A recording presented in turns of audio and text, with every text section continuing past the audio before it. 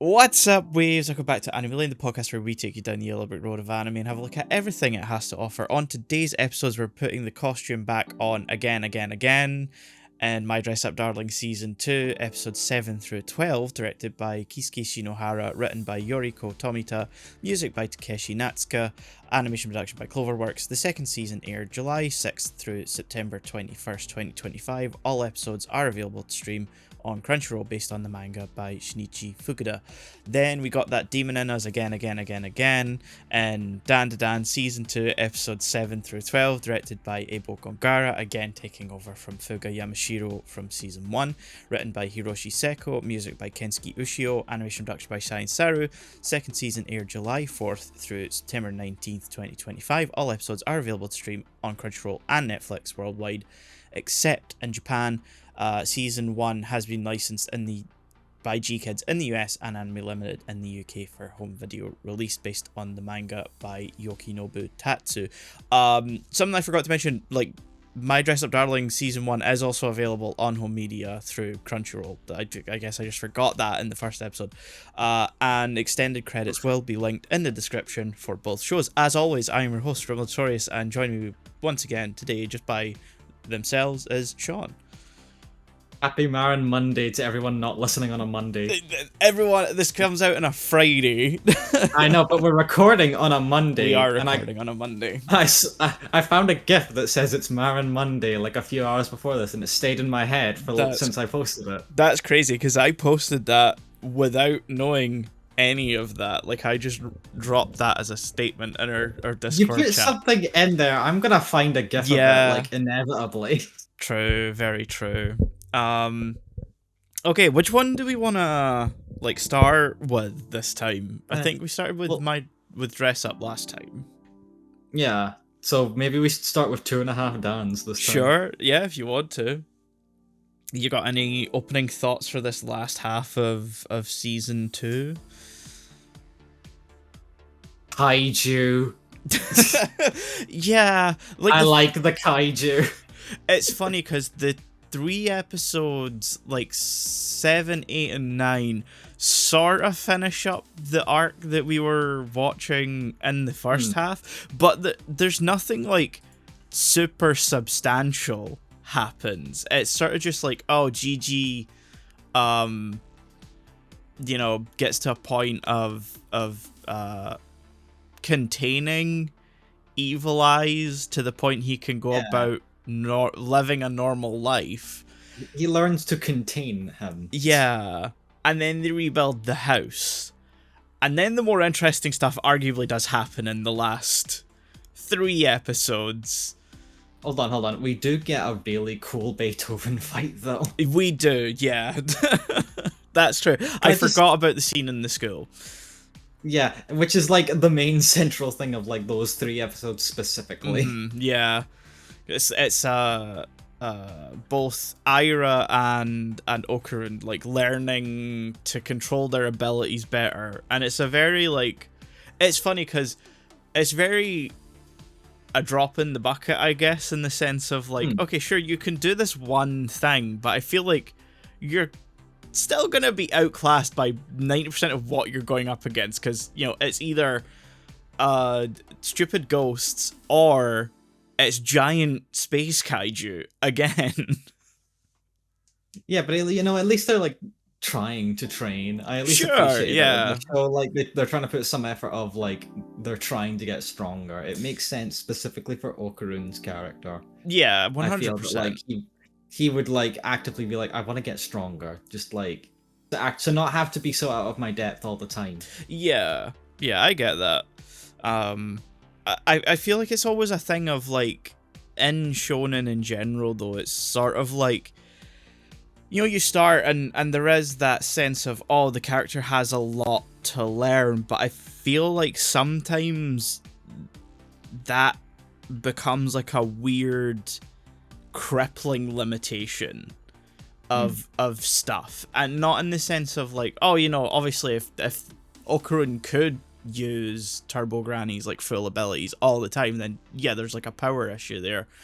But at the same time, it's he gets 2 full throttles and that's it, and it's okay, cool. That's just like a complete, he's out of the fight. And it's like, it can sometimes lead to things that aren't, I think, as interesting as they could be. Because as much as I love the big giant robot fight with the space kaiju, I think Okarun and Gigi sort of being sidelined isn't quite as fun, because it's the first time we get to see everyone really have a chance to team up. Yeah, like the gang's all here. Yeah, because now we got Kinta?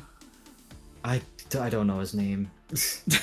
I'm sorry, I couldn't bother to learn his name. I just called him Creepy Guy. I think he's a main character from here on out. Yeah, I know, but it's still, I didn't learn his name. Yeah, I think it's only brought up in like maybe the last or second last episode anyway, so I had no idea who he was throughout most of his screen time at this point.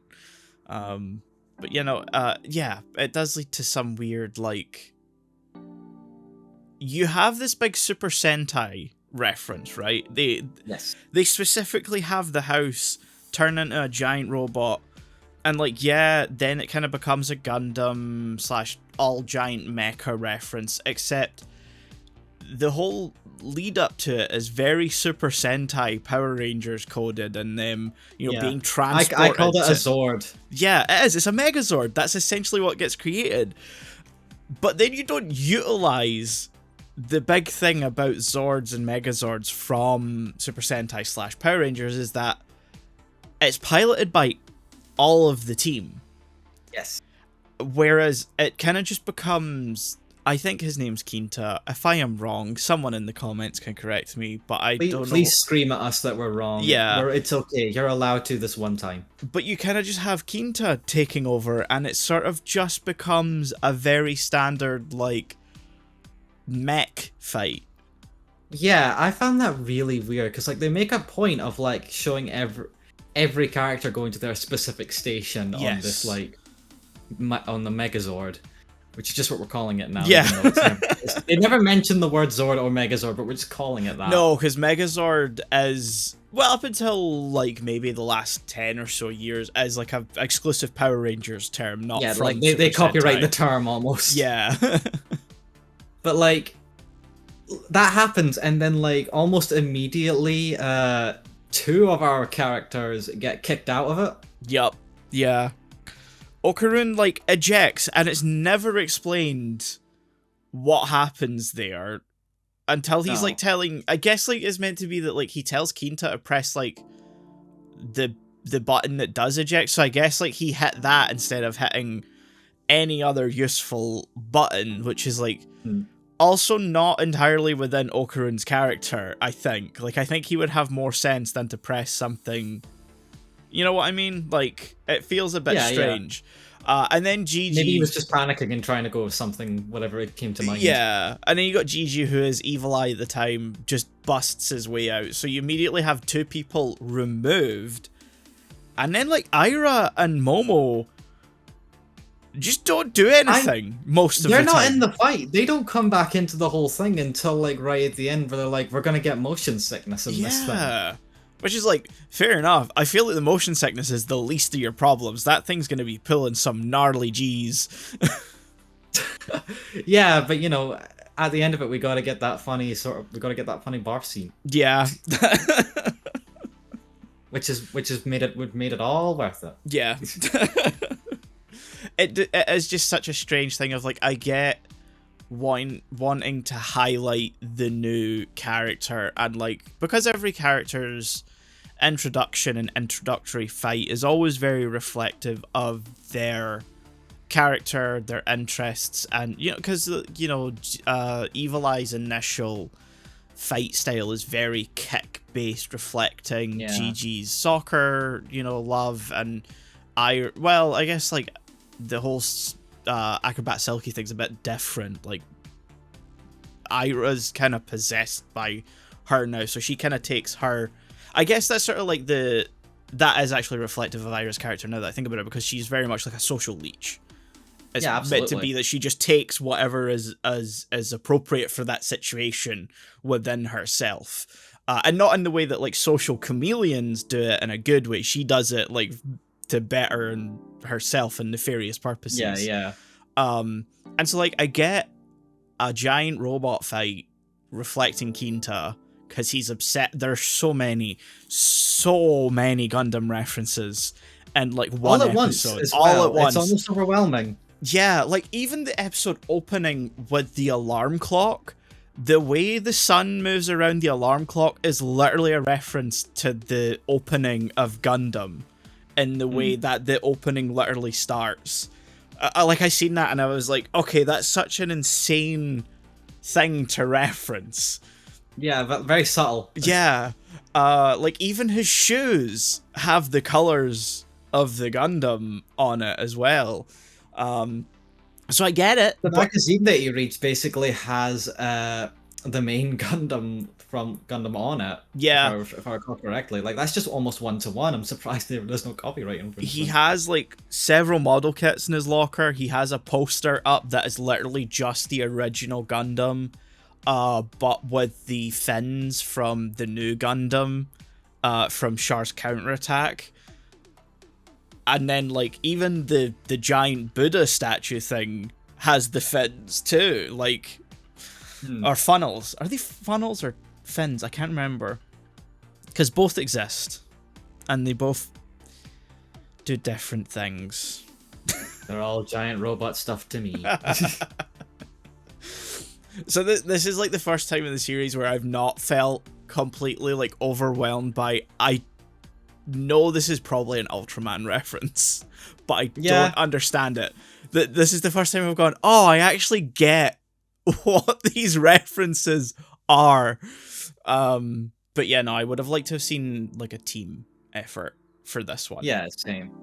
I think especially because like it is getting a bit like I'm still really enjoying it. I want to say that, but it is getting a little worn on the fact that something must happen to isolate people to make them do their own fights, or otherwise sideline them to have no input whatsoever.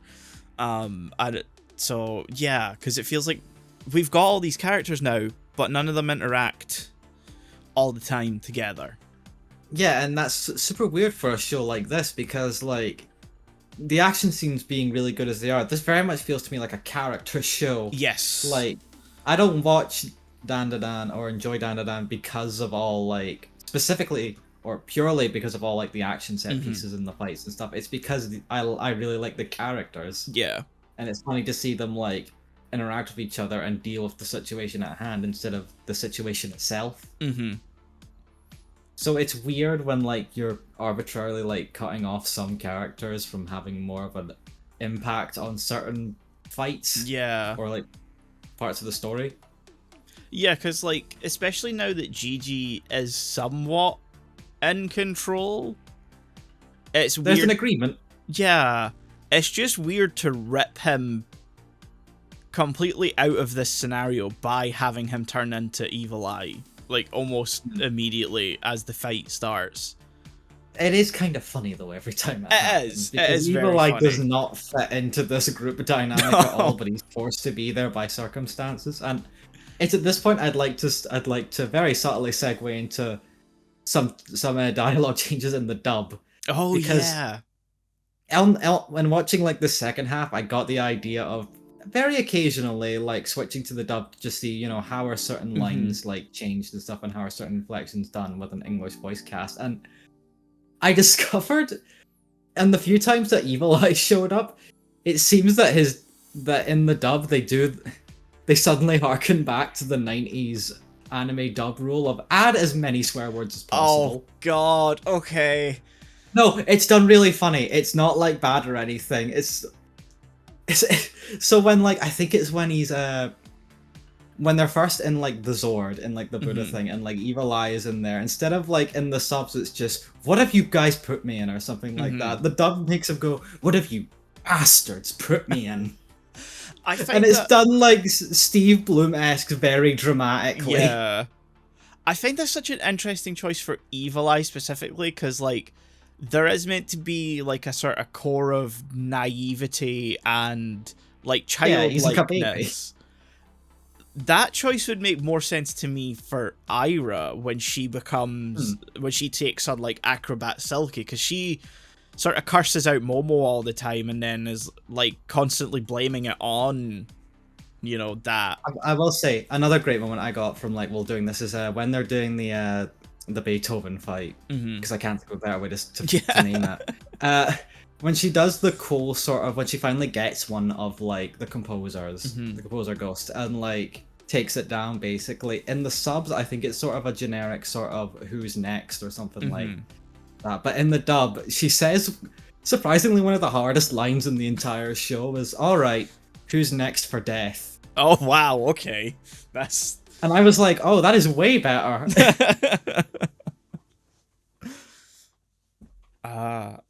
I may check out the dub at some point, because I'll probably rewatch like Dandadan before the next season comes back. So I feel like we'll have like a longer wait for this one. I always forget there was only 6 months or six, seven. I think it was 7 between the end of season 1 and the beginning, because it ended in December for season 1. And then season 2 picked up in July, so yeah, it was like 7. Yeah, 7 months. Yeah.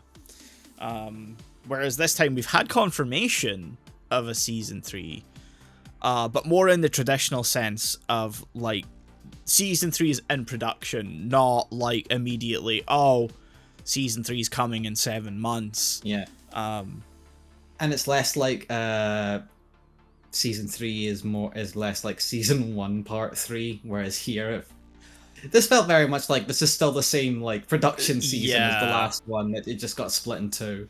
I ultimately prefer going the route, because I was talking about this with someone recently, where they kept talking about how like something that's very clearly like season 1 part 2 should be labeled as such.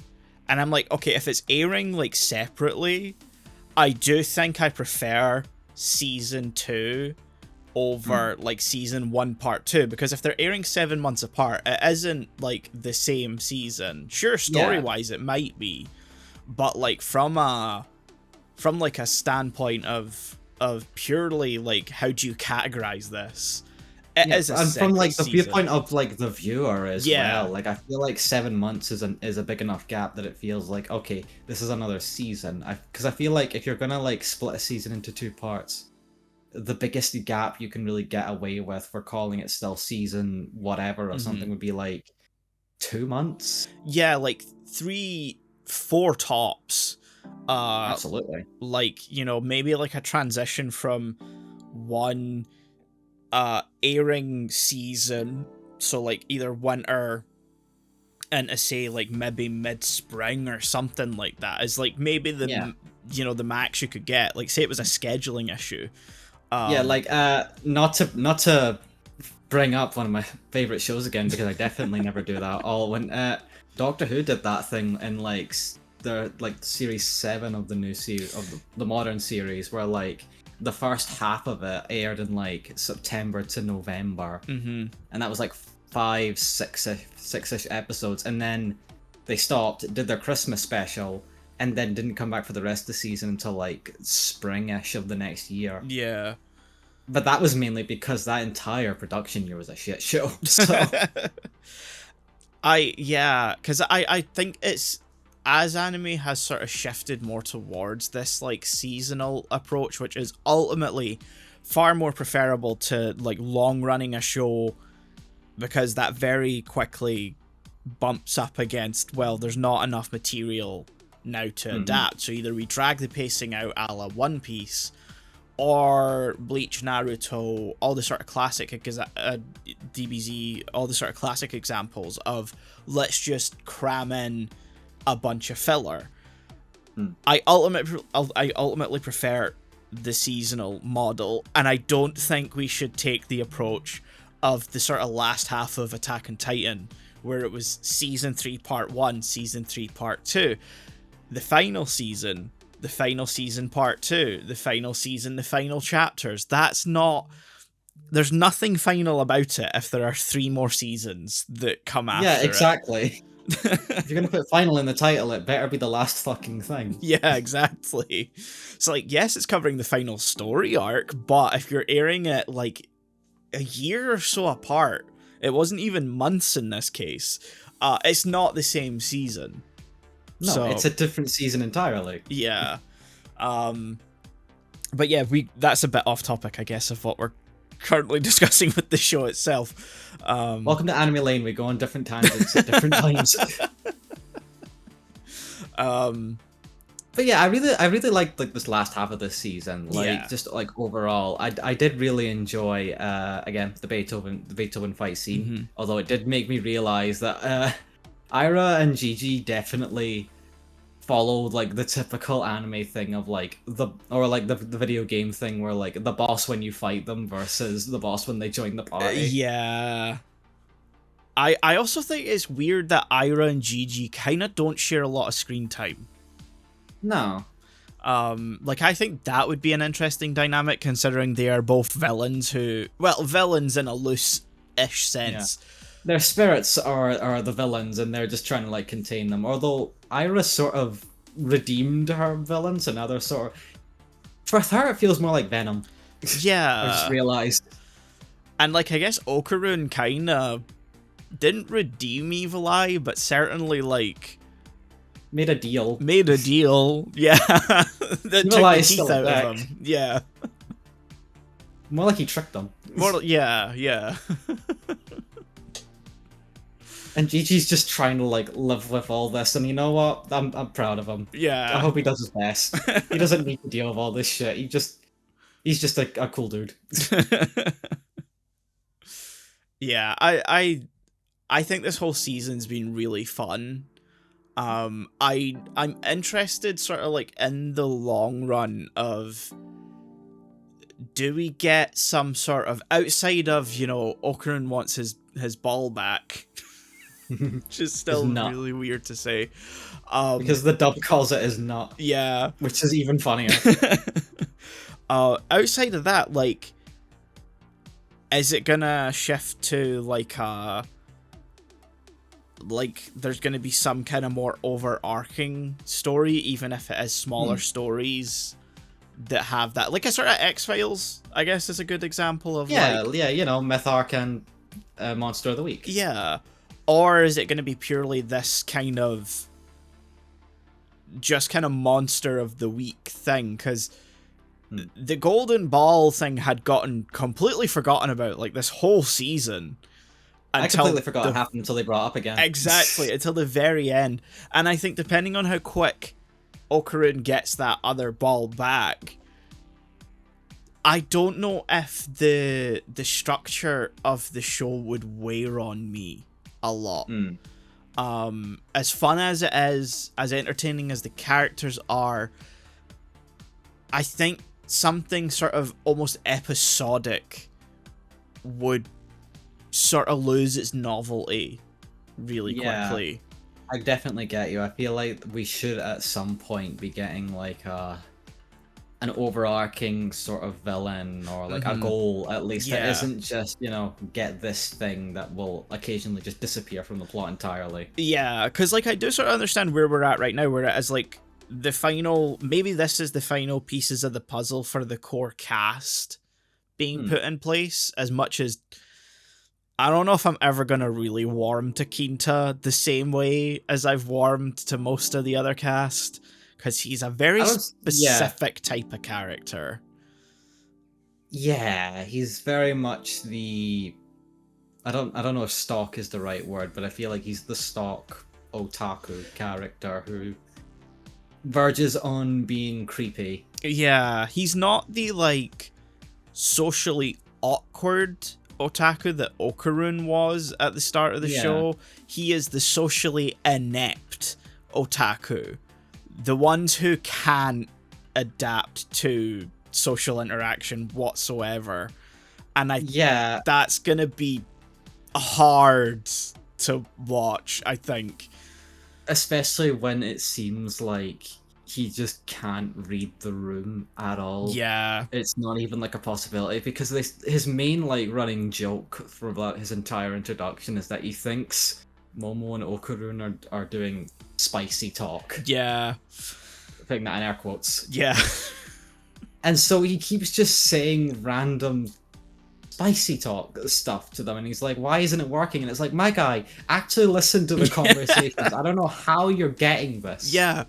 Like, why are you thinking they're why do you hear them talk about a golden ball and you're like, oh yeah, they're totally being freaky with it? And it's like, no, my guy, couldn't be farther from the truth. In the subs, like they're specifically mainly call it like the family jewel as well, and like I feel like it would have made more sense if he thinks they're literally talking about like an ancient family heirloom or something. Yeah, that's an interesting part actually about that episode that builds up to the giant space kaiju at the end of it. I think it's like episode 11, where the first half when they're at school and start talking about it, they do constantly refer to it as the golden ball. And then when they sort of get to the apartment complex, it shifts into family jewel. And it's that sort of weird thing of like, no matter how you frame it, no matter either of these terms that they use, you can't misread it as, no, it's kind of specific, isn't it? Like both are like, yeah. There's nothing spicy about it. No. Oh God. Yeah, fun season. I enjoyed the season. Yes. I am looking forward to seeing where it goes, and I hope there is an overarching, satisfying overarching narrative thing coming here, like soonish. Possible, I don't know, maybe involving the alien girl that they meet at the end. Yeah. Which to immediately kisses Okurun, and like that's not consent. You can't do that. You're going to jail. Can't wait to see what number of references get shoved into that character. We already had a Space Godzilla thing. So yeah. You know. Space Godzilla meets one of the Ultraman enemies. Because there's always Ultraman in there. Yeah. It's not Gundam, it's Ultraman. If it's not, yeah. Yeah, I don't think I've got anything else to really sort of point out or mention for Dandadan. No. I think I got most of my talking points. Unless you've got anything else you want to say. No, I can't really think of anything. It feels like it can be hard to talk about it sometimes because while there are big fights, there's nothing too substantial in there to really grit your teeth into for like a full-on discussion with Dandadan. Like, it's a great show. It's fun as hell. I'm definitely entertained by it, but it's not like, it's not deep. Yeah, I think that's sort of like something I saw from someone I follow on Twitter. Was sort of a similar sentiment and how like that's coloring their enjoyment of it too. Like, yeah, it's fun, but there's nothing to really give satisfaction at the end of it all. So like I do enjoy it, but I do think it needs to take a step towards something from here. Otherwise, something more substantial, because I feel like there's a lot of untapped potential in the actual like spiritual side of it all. Because like we've got like Momo's grandma, who is like a full-on like priestess for this kind of stuff, and it still feels like we've never really dived fully into it, even though we spend a lot of the time at their house, which is also a temple. Also, she's just not there for this. No, she just wasn't here. Like, god damn it, you have the team fully coming together and like the mentor figure's just fucking nowhere to be seen. Going to a rock concert. Okay, so okay. Hold on. Last points. The OP and the ED of this season. While I didn't like them as much as the first season, it did grow on me. Yeah, they really grew on me too. I really like the ED for this season specifically. I think that's the one that grew on me like the most. That's still stuck in my head right now. Yeah, I can actually. I'm doing the same. I can hear it in like my head like the same way as well. But like with the OP specifically, I'm liking like the opening part, but it's specifically in around the middle when it starts to pick up more is when I really got into it. Yeah, the vocalist is really good. That's you know, for the OP specifically, it's a really good vocalist whose name I don't actually have to hand. Give us a minute. Give us a minute. Give us a Yeah, minute. I'm quickly referring to my anime list real quick. Bear with us, dear listener. Yeah. Listen to the cool background music for a little bit right there. Isn't it so relaxing? Aina the End is the name of the band, probably, I imagine, rather than like just a single vocalist. But still, either way.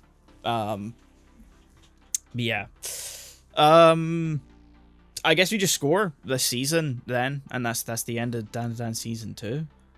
I feel like I want to give it, you know, just based on like my pure enjoyment, I'll give it an 8. I think I gave the first season, did I give it a 9? Feel like that's maybe high, a bit too high. I think an 8 is also where I'm at. I really enjoyed it. I do have some small issues that I hope sort of get addressed in season 3 and onward. I will say that having season 3 confirmed, but no, you know, sort of like trajectory of when, it does give that age-old draw of maybe I'll just go and read the manga. Yeah, that's kind of fair. Yeah, I did think about maybe like seeing if I can like pick up the manga at some point. But yeah, that's Dandadan season 2. Overall, very fun season, as the show always great has entertainment. Been. Yeah. It's fun to watch a shonen that is fun and not like frustrating or monotonously structured. Yeah. So that's you know, it's a breath of fresh air. Yeah, exactly. Now, My Dress Up Darling, the second half of season 2. This is another show that I feel like I struggle with like stuff to really discuss because it's fun. It's a lighthearted slice of life show, which does mean sometimes there's not a lot to like really like sink your teeth into for a discussion. We picked fantastic topics for these episodes. We did. We so did. We did it twice as well, and I'm surprised we did that. This is why I originally had it envisioned in my head to do like each of these seasons as their own like episode, but production and stuff didn't, you know. That just wasn't going to happen this time. No. But yeah, you know, it continued to be really fun. These two idiots are very lovable. I summed up honestly the entirety of the show with just the sentence of "these two are so fucking stupid affectionate." Yeah. Because like the cliffhanger of like the is it episode like 9, I think, of when like the plot, like when they're about to play the game and like where the trains are cancelled and they're shopping and Marin goes to the 18+ section, which is where the energy drinks are. Yeah. But of course, Marin completely misreads the situation and thinks he's buying condoms. Yeah. Which is so funny, the way it looks, I couldn't actually tell if it was like condoms or lube or like some other kind of like energy stuff for specifically like the bedroom, because I'm like looking at it and I'm like, the names aren't helping me figure this out. I'm gonna be honest, I kind of got it from the names. I thought it was, but there was part of me that's like, this is Japan, this could be so specific that like it's not that and it is something else. So I was like, I think it is, but like I'm not 100% convinced. So like every time it flashed back to it, I was like staring, like, is there any other context clues here? Staring at it for research. Yeah, because I'm like, they're next to the energy drinks. Like, that's just strange placement. Yeah. It is, isn't it? Like, why would, It's- like, I get it. It makes sense. You can't sell energy drinks to like someone under like a specific age, so it kind of makes that sense there. But why would you put them right next to the other stuff? Yeah, because like it's near the entrance to the no minors allowed section, the 18 plus section, which I assume houses the, you know, Yeah. magazines, the videos, all that sort of stuff. Because they're in a Don Quixote specifically, a very like well-known Japanese like supermarket chain. They sell pretty much like Okay. everything under the sun. I only know what they are because they're in Yakuza. Okay. I was gonna say I'm surprised of your knowledge of Japanese supermarket chains. No, you can just go to Don Quixote's in Yakuza and buy like just pretty much everything you need. Health Sweet. drinks and stuff like that. Um, but yeah, it's such a strange bit of placement. Like, I understand energy drink and condoms can't be sold to people under a certain age.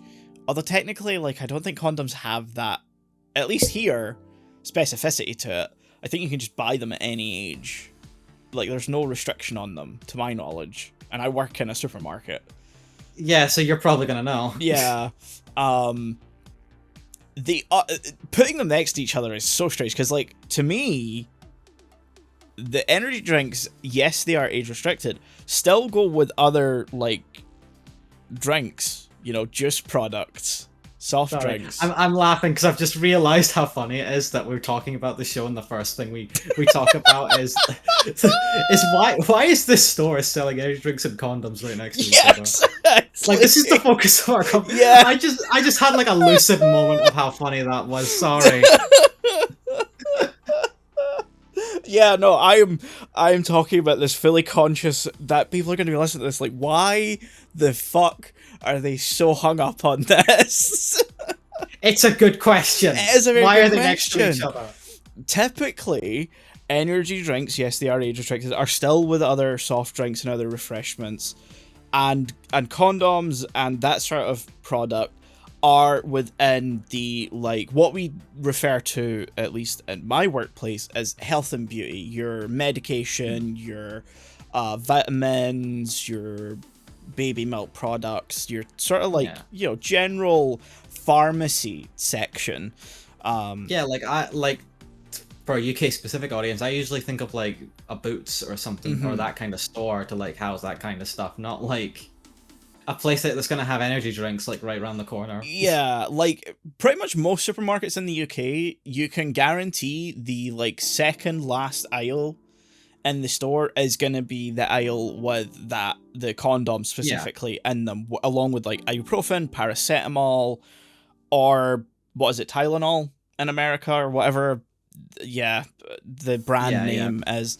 And then like maybe like 3 or 4 aisles along from that is going to be like your soft drinks, booze, like they're going to be in the same sort of general area, not together. Such a strange combination. Sorry, we'll move on. It's purely so the miscommunication happened, and Marion can spend like the next half an episode being like, "Is that what we're doing? I don't know if I'm ready for this. Oh god, oh god. I kind of want to, but I kind of don't. Oh god." Yeah. She gets dressed up for the goes occasion. She goes for every like Yeah. sort of emotion you can imagine for that, and you know what? That makes so much sense. Yeah. Like, I'm not, but it's also just really funny that Gojo is completely oblivious to all of this while it's happening. Because that didn't even factor into his mind. It did in the decision of, it's strange to be staying over, I'm just going to stay up all night and finish this game. But from then on, that thought was not remotely close to his mind. No, he thought he had fixed the problem. Exactly. He didn't realize he had made it worse, and it wasn't even his fault. Can I also state, by the way, with the energy drink stuff, I love that it's just Monster. It is just Monster, It's straight yeah. up just Monster with like an extra like mark on the logo. Mm-hmm. So now it's 4 instead of 3, and there's no actual name, but you know, all the coloring of like the cans are 1-to-1 Monster flavors. Yeah, because you got like the normal one.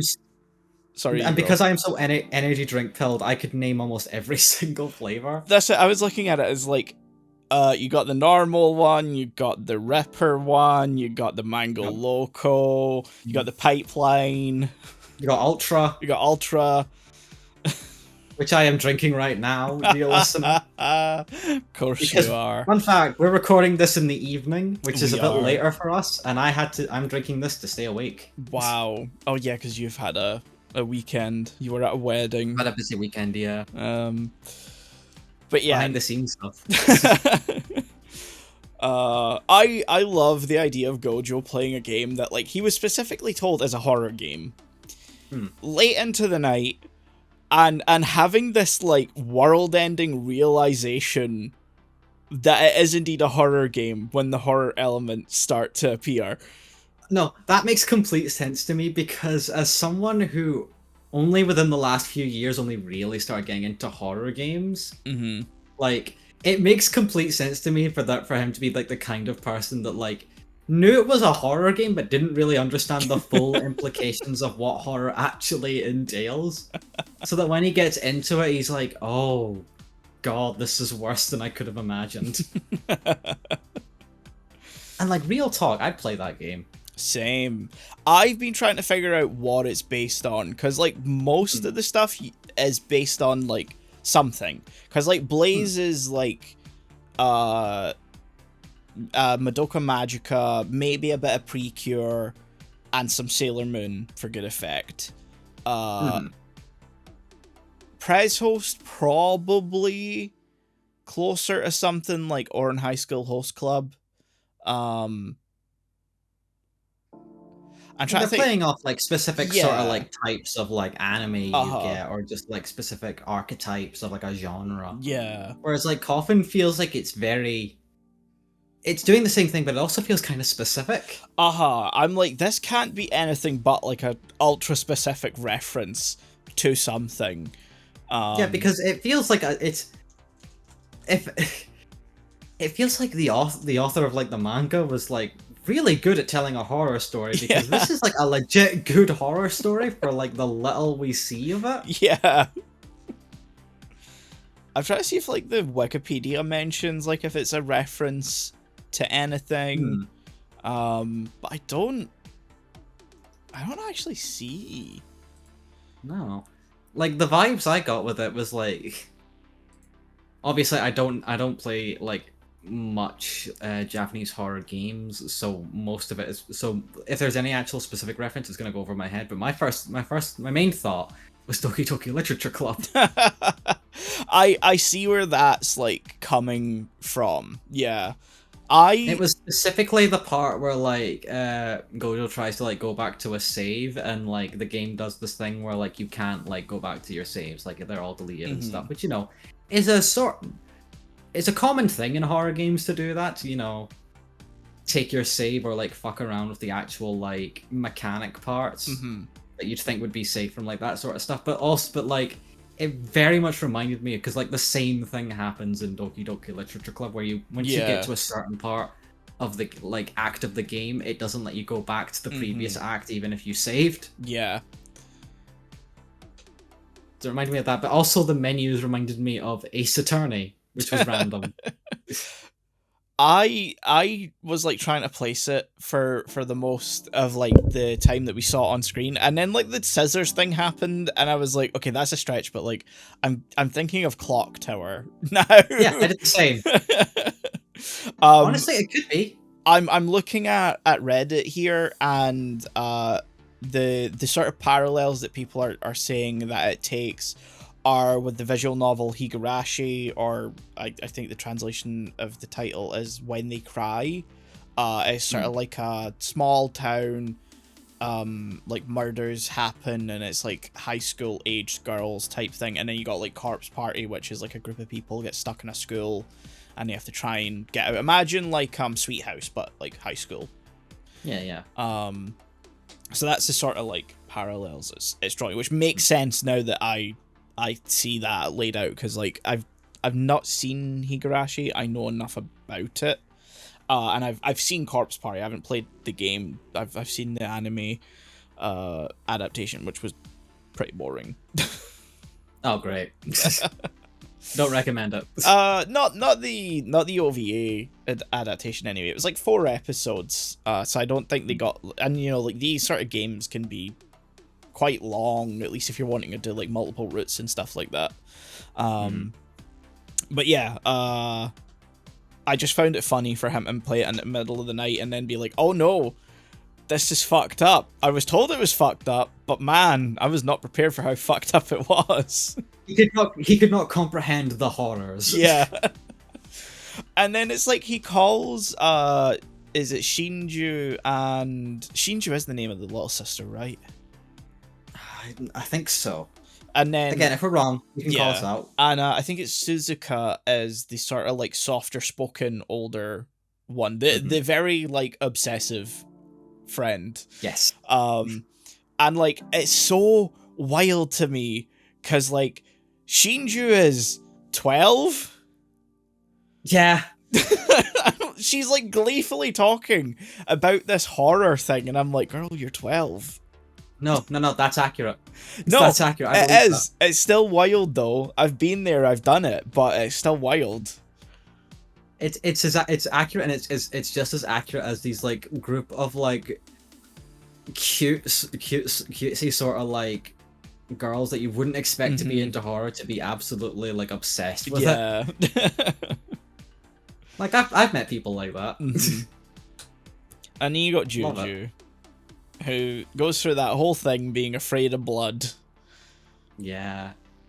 Which, you know, that's an interesting pull. It's weird that like they suddenly like link it to domestic a past event where abuse. Maybe. Yeah. But like the whole thing is like the mum tricked her into like trying food she didn't like by putting it in the food that she does like without telling her, which, you know, by like pureeing ethically, that's a bit from like a parenting standpoint, like I do get the approach of like maybe if they're reluctant to eat it this way, let's try it this way. Like I get that. The way it's framed and the fact it's like the one thing that comes up and doesn't link to the rest of the sort of like reaction, it makes no sense to me. I do want to talk about like just this part a little bit, because as someone who as a child has a history with food that isn't like the best, like not to go into detail, but like I'm just gonna state, parents, don't do this shit. Just straight up don't do this shit. It just breaks trust. Yeah. Like that's the main thing. It's just gonna like completely break trust. Like in something that like you naturally aren't really expecting to lose trust in, which is, you know, food. Yeah. I also want to point out that in that flashback, Juju looks older than she does for the most part in the rest of the show. I think she looked basically the same to my eye. I don't know. She looked older to me. But the whole scene throws me off because it's so unrelated. Like there's nothing presented that makes it connect for me. Because like Juju is afraid, or at least queasy around blood. And that's understandable in and of itself. Some people just are built like that. Like, they can't stand the sight of blood. There's no real explanation for it. And that's fine. They could have done that. But they threw that flashback in right in the middle when it doesn't connect. I feel him getting hung up on it, but it really is just such a strange thing that happens. Yeah, it's kind of random, and it doesn't really give any, like, implication of like, oh, that's why she's around this like blood, because one, the food thing is not blood. No, the closest connection you can get is that like for like the shoot there, and like to represent like what happens in the game, they put like the blood and the guts in like a bowl or like plates and stuff, but even it's like that's not enough of a connection to put it to this. Yeah, and like even then when it's all in the bowl, it's still clearly blood and body parts. You can't abstract it as food in that sense. Like, and like the rest of the scene sort of points at, oh, she's she's uncomfortable with the blood part specifically, not the food part. Because, like, we see her react to the fake, like, self-harm marks on Shinju's arms. And it's like, okay, so it's clearly, like, the blood part of it. So, yeah, I don't... Because it moves on. If there's afterwards. something we're missing here that, like, is obvious to anyone else, like, again, point it out to us, but, like, we don't get it. Yeah, because to me that just, it happens in isolation, and that's it. It moves on, and it doesn't, you know, say anything or do anything afterwards that really makes you think, oh, okay, I understand why that came up.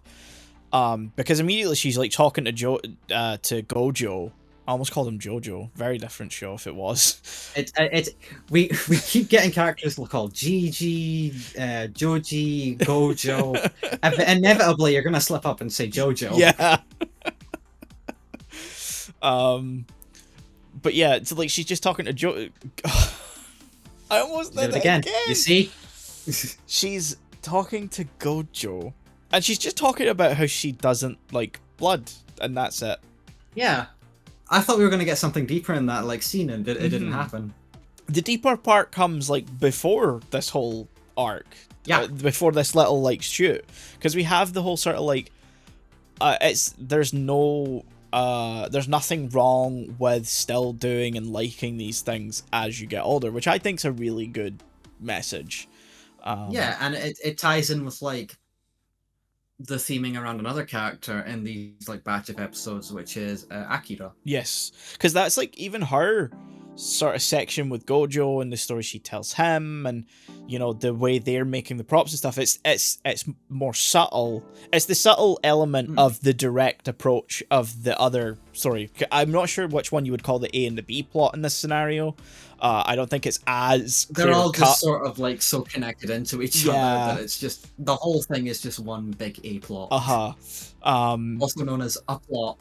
Yeah. But yeah, so you have, like, Akira sort of doing it more subtly because she's the more reserved person, and then you've got Suzuka and the other one, the one who dresses up as a boy. Yeah. I mean, it also ties back to I forget his name, but, like, the one that dresses up as a girl. Oh yeah, Amino? No. Amine? No. God damn it! I can't remember his name. Yeah, but, like, that's sort of, it's sort of like a theme throughout the whole season of, like, you know, the message is it's okay to like the stuff you like. Yes. And there's nothing really wrong with that. Break up with your girlfriend if she doesn't respect it.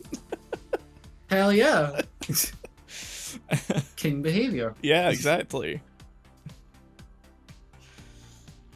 And, like, it ties in with, like, Akira's version that specifically is that, like, when she, like, I think the implication is when she entered, like, middle school, like, her parents were just like, you cannot read or watch this anymore. Yeah.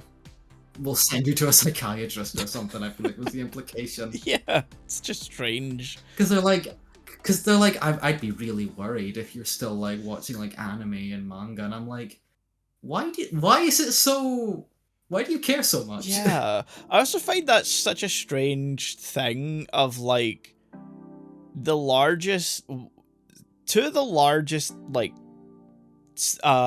national productions are anime and manga. They're very normalized.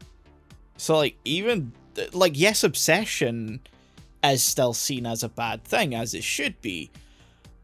Yeah, but she didn't seem, like, obsessed. Exactly. I mean, she does get an obsession with, like, Marin, like, later on, but that didn't happen yet. No. And that's, like, a different obsession. Yeah, and it's implied that really only happened, like, just then. Exactly. Which, you know, that is something she's got to, like, you know, maybe work on that. Yeah. But, you know. Then again, on the other hand, let's go lesbians.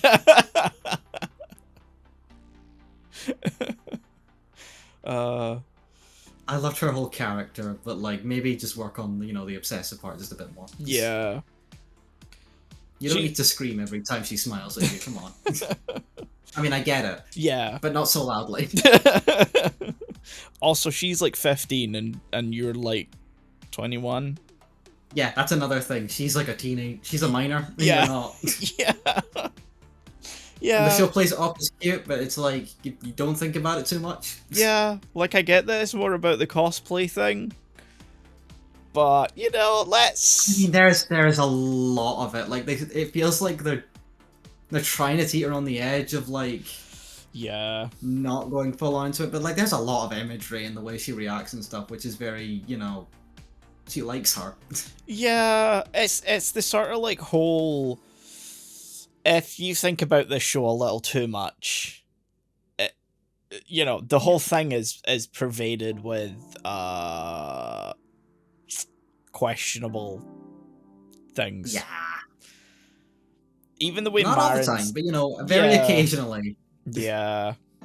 It feels like, okay, maybe this is too light a tone for the subject you're on here. Yeah. I hope they get together. Like, Jesus Christ. Gojo and Marin? Yeah, Gojo and Marin. Well, I mean, basically the next season I is going to be the last one. Anyway. Hmm. I don't know what happens at the end of the manga. It's not out in English yet. Volume 14 comes out in a few weeks or tomorrow. No, JoJo comes out tomorrow. Yeah, I think it's a few weeks for My Dress Up Darling, and then the last one comes out in April in English. So yeah, we're not that the anime's not that far behind. This finishes at volume 11, and there's only 4 left at that point, basically. Oh, okay. To adapt. I'm surprised it's that short. Yeah, most of what I've heard is that, like, while it does end in a sort of satisfying way, it does feel a bit rushed and that they could have taken their time more with it at the end. What that actually means... It doesn't feel like we're near the end, like, here. Like, maybe if she had actually confessed at the end of this season, it feels like it would be near the end. Yeah. But then she just didn't, and so I was like, what the fuck? Yeah. I really hope it's not a case of, like, they literally do not get together until the end. Like, I hope there is some small portion of them actually dating before things wrap up. Like, I need them to settle into the fact that they make official what is essentially already happening. Yeah, because the entire, like, story has basically been built up to that. Yeah. Like, they're already practically dating as is anyway. Yeah. They just need to, like, you know, talk to each other, admit things, be adults. Please acknowledge what's going on here, for the love of God. They're so dumb. I love them. Please, for the love of God, just get together already. Yeah. One more thing I wanted to point out. I liked how in one of the episodes we got, like, a random, like, side character called Learning with... I forget her name. Aoi?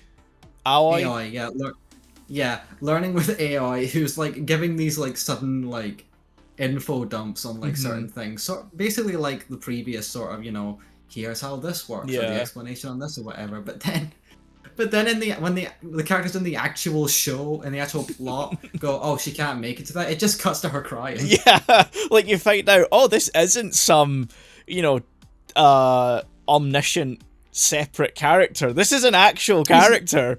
He's not the voice of God. No. She's an actual person. And then it turns out she won't actually be appearing in the plot for this episode. She's like, God damn it. Love that. I don't know who you are, but I want to see more of you. I think I got all of my points for this season. Yeah. I'm trying to think, did we miss anything from, like, because we talked a lot about the coffin arc, but that's really the last, like, 4 or so episodes of this season. And I'm trying to think what happened in, like, 7 and 8. I think that basically is, like, something, because it feels like most of those episodes were based, like, before, like, the actual coffin stuff happens. It's basically just set up for that. Like, we find out that, like, Marin's put on a bit of weight, even Oh though yeah, she's drawn exactly the that's same. yeah. She's dieting for these episodes, which I was terrified they were gonna give her an unhealthy like weight like thing, and I was yeah, so scared for her. yeah. But no, it's very much like it's still like again, it's that thing where the show sometimes takes like too light a tone for the thing it's Yeah, talking about. Cause you there are like legitimate issues with watching the weight of models, you know? yeah, especially in the model industry. Yeah, because Yeah. like there's a whole lot of very toxic expectations Mm-hmm. just in that whole industry. Not just in that industry, just uh, like entertainment as well Yeah. and stuff. Like you get the stories of like actors and actresses like having to dehydrate themselves and like Yep. basically starve themselves to get like a certain look, and that's a very serious topic. But the show sort of plays it off as a, oh, now I can't eat at this time of the day, no, and then they just move Yeah. on. Like they sort of do like it is sort of an acknowledgement of the fact that like Marin's lifestyle has changed to the point it is reflecting in some tangible way. And that is interesting because of her job as a model. However, the way it's dealt with is maybe just a little too yeah. Yeah, like I felt that like there was maybe a bit of subtle commentary in the fact that she's drawn exactly the same, and Yeah. a lot of the characters don't even notice it on her. But then Mm-hmm. suddenly you've got like the characters that are close to like the model like industry being like, oh no, you've like put on weight here and stuff, and like the manager, I'm not sure if that's like the correct term Yeah. for like who she is, or like the producer or whatever, is just, it's just very like stone faced, like, you've put on weight, Mm-hmm. put off that weight. Yeah. Yeah. But then like the show doesn't really build off of that. Like it basically gets forgotten. It's basically, in reality, it just becomes like another like way to segue into like the coffin arc, because then she goes, oh well, if I'm cosplaying as a nun, no one's gonna notice, and that's it. That's Yeah. the end of that whole plot line from what we can tell so far. And it's like, that's a bit of an undersell.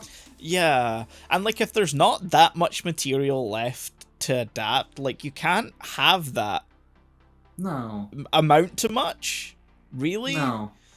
So it is a strange thing to bring up and then just sort of sweep under the rug, except in the few mentions of like, oh, I'm dieting, and then people are like, oh, that's why you got the unsweetened oolong tea and you know this salad thing, and it's like I feel like both of those are still like, no matter how you cut it, if you're dieting, not good options.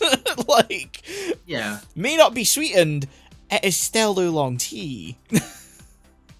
But it's fine. She's cute. So physics just lets it happen.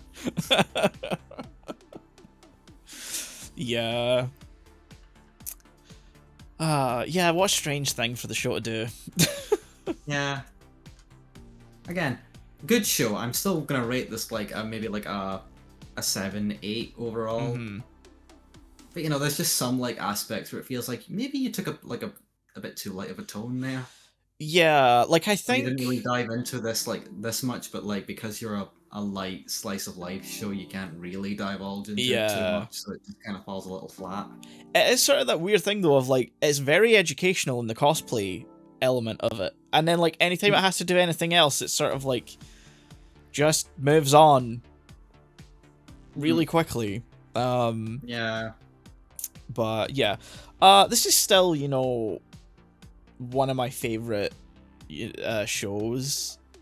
I think this season specifically, the first half is probably stronger in tonal consistency at the very least, because there is the whole sort of like culture festival arc, I guess is what you would call it, and that's, you know, fun without some of the weirder elements showing up, like Marin dieting and Juju's flashback for no fucking reason. So this is tough. I'm probably sitting around maybe like an 8 or a 9. Because I do think it loses a point purely on some of those tonal issues, and then like them not progressing in any meaningful way by the end of it, like especially because it dangles that right in front of you, and like that's fine, that fake out is fine, not when you know how little is left to adapt. I don't think that's fun. I think if that had been like a sort of waste of an opportunity. Yeah, like I think if that had been a season 1 closer, I think that's a good way to set up, you know, a second season with like a third after that. But as like a sort of cliffhanger thing into your third season, I don't think it's a good move. No. But yeah, I'd probably rate this like an 8 or a 9. Yeah. But yeah, I don't think I've got anything else to say since we're scoring it at this point. No, I can't think of anything other than the OP and ED were nice again. Yeah, nothing like super standout, but I don't think the season 1 ones were either. I can't conjure them to mind at this point. I can only vaguely sort of conjure them, and I think from what I remember, I do like the seasons like OP and ED a bit more. I don't know. They're fine. They're fine. I like the animation for the opening, because Giant Marin is very entertaining of a concept. My brain just likes it when like the beat of like the music or like a theme just like is in sync with like the visuals, like just quickly switching. I don't know why that clicks something nice in my brain. Anyway, I think that's the end of this episode. Yeah, this was quite the ramble. This has been, My Dress Up Darling and Dandadan Season 2. And I'm sure at some point you will get the EX versions where we take them and put them together as they should be, and not this disconjointed mess. We did not mean to stretch these out for content. No, we didn't. It was purely a scheduling issue. It was purely a scheduling issue because I would have had a mental breakdown otherwise. Yeah. This is actually the end of the month, so I hope you've been enjoying Halloween Lane as well. Oh yeah, this is coming at the end of that. Yep, so this will be after the last episode of Halloween Lane. Yeah.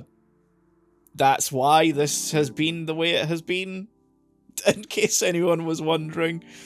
Yeah, it happens, you know. Yeah. Sometimes you just gotta like do what sometimes we just gotta do what we can. Yeah. Next month should be back to normal. We have a date for that recording session set. I hope it doesn't move. Don't jinx it. Please don't jinx it. We've got the stuff worked out. I'm probably going to finish out my Sarah J. Maas ramblings, because I'll probably have finished Crescent City by that point, and hopefully I can squeeze in Catwoman Soul Stealer just to fully cover her bibliography at this point. But yeah, rambling. We are just rambling at this point. Yeah. End the episode. We will see you guys next week. Bye. Bye-bye.